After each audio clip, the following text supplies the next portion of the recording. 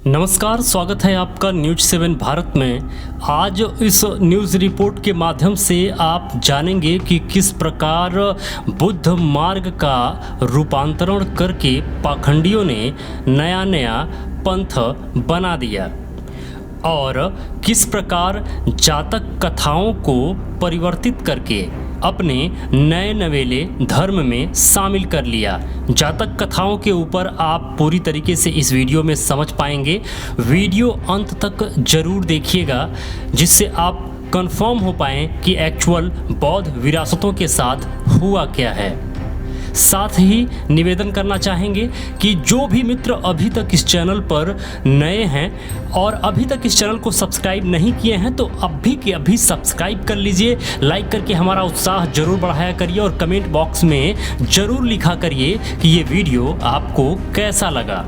बुद्ध मार्ग का रूपांतरण, ऐसे तो कुछ विद्वान जनों का मानना है कि भारत में बुद्ध संस्कृति का साजिशन खात्मा किया गया है। अब प्रश्न उठता है कि जब भी किसी स्थान से किसी संस्कृति का खात्मा कोई व्यक्ति करता है तो उस संस्कृति के स्थान पर उस व्यक्ति द्वारा दूसरी संस्कृति का निर्माण कराया जाता है। यह तो सत्य है और ऐसा ही होता आया है।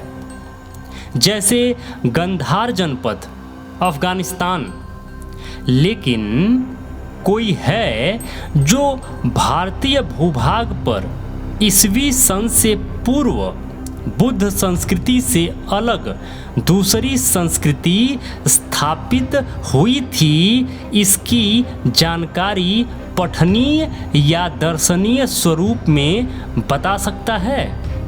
नहीं ना। ईस्वी सन से पहले बुद्ध धम्म वाली संस्कृति के अलावा इनकी संस्कृति का कोई भी साक्ष्य मौजूद नहीं है। चलो ईस्वी सन से पूर्व की बात छोड़ो, ईस्वी सन के बाद और पाल वंश से पूर्व तक कोई बुद्ध संस्कृति से विपरीत कोई अन्य संस्कृति का पठनीय या दर्शनीय स्वरूप दिखा सकता है क्या? पाल वंश तक भी कोई सबूत लिखित तौर पर मौजूद नहीं है। बात ऐसा है कि 9वीं शताब्दी बाद से बुद्ध संस्कृति के तथाकथित दार्शनिकों यानी भिक्षुओं ने जातक कथा के ऊपर, जातक कथा तो आप जानते ही हैं, संक्षेप में बता देता हूं और अगर विस्तृत तरीके से आप जानना चाहते हैं तो इस चैनल पर अन्य वीडियोज लगे हुए हैं, आप जाकर जरूर देखिएगा। किसी भी व्यक्ति को अच्छी तरीके से कोई बात समझ में आ जाए, इसके लिए बुद्ध जातक कथाओं का उपयोग करते थे।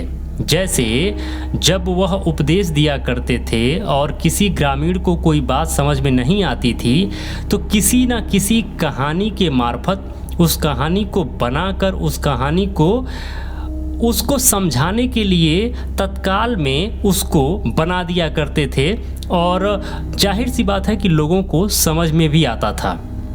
बहुत सारी जातक कथाएं हैं, उन्हें जातक कथा कहा जाता था।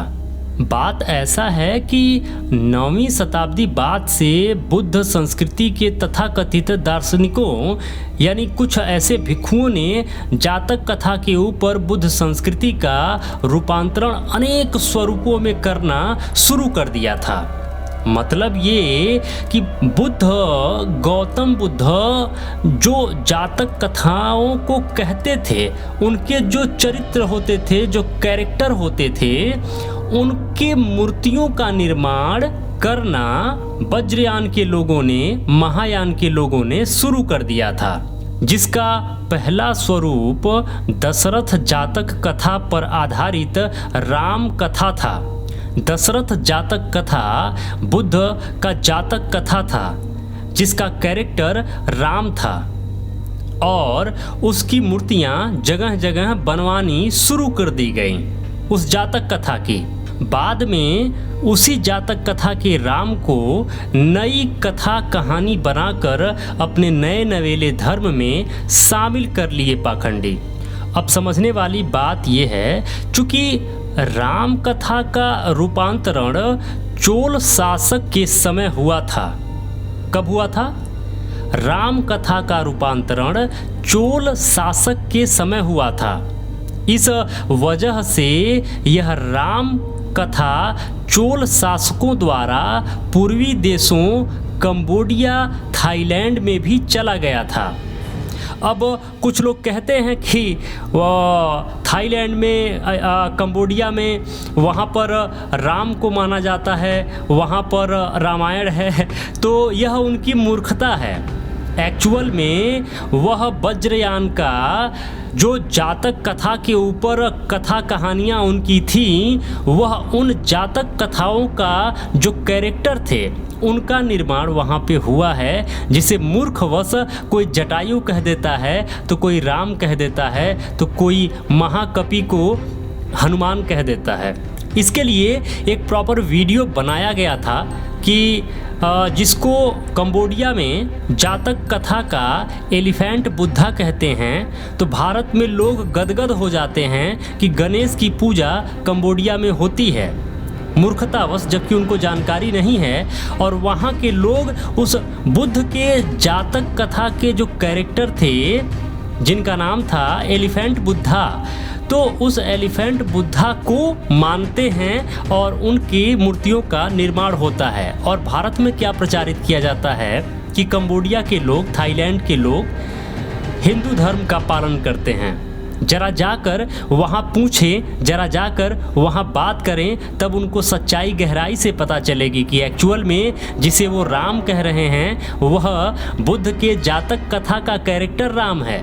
वीडियो में आगे बढ़ने से पहले मेरे मित्रों, निवेदन करना चाहूँगा कि हमारा जो दूसरा चैनल है सेहॉक, जिसका लिंक डिस्क्रिप्शन में डाल दिया गया है, उसको भी जाकर आप सब्सक्राइब जरूर कर लीजिएगा। उस चैनल पे अगर आप बने रहेंगे, वीडियोज़ देखेंगे, तो जाहिर सी बात है कि आप आर्थिक तौर पे किसी न किसी मार्फत मजबूत जरूर हो जाएंगे। तो उस चैनल का लिंक डिस्क्रिप्शन में है, उस चैनल को सब्सक्राइब करके उसके वीडियोज़ को ज़रूर देखिएगा।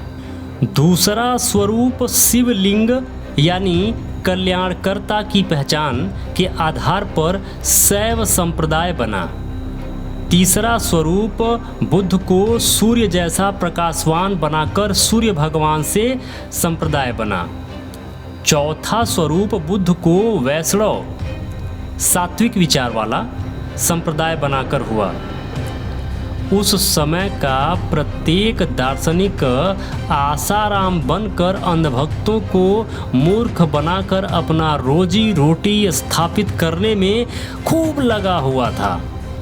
ऐसे आज भी रोजी रोजगार का कार्य धड़ल्ले से चालू है। आज भी साईं बाबा, राधे माँ, धीरेन्द्र शास्त्री जैसे धूर्तों के पास मूर्खों की टोली भीड़ लगाकर लाखों की संख्या में बैठी रहती है। बुद्ध मार्ग के रूपांतरण में उस समय का धूर्त दार्शनिक और अंधभक्त मूर्ख जनता बराबर दोषी हैं। परिवर्तित होती रही बुद्ध विरासत, लुटती रही बुद्ध विरासत, और धूर्त दार्शनिक चुप बैठे रहे, और अंधभक्त जैसे इस समय बने हुए हैं, वह भी समय वैसे था कि लोग अंधभक्त बने हुए थे। मेरे मित्रों, निवेदन करना चाहूँगा कि यदि आप हमें चाहते हैं कि हम निरंतर कंटेंट बनाते रहें इसी तरीके से, तो निवेदन है डोनेशन ज़रूर करें। स्कैनर स्क्रीन पर लगा हुआ है, स्कैन करके डोनेशन ज़रूर करें। जो भी मित्र अभी तक इस चैनल पे बने हुए हैं, यह वीडियो देख रहे हैं, आप सबको बहुत बहुत मंगल कामनाएँ। नमो बुद्धाय, जय भारत।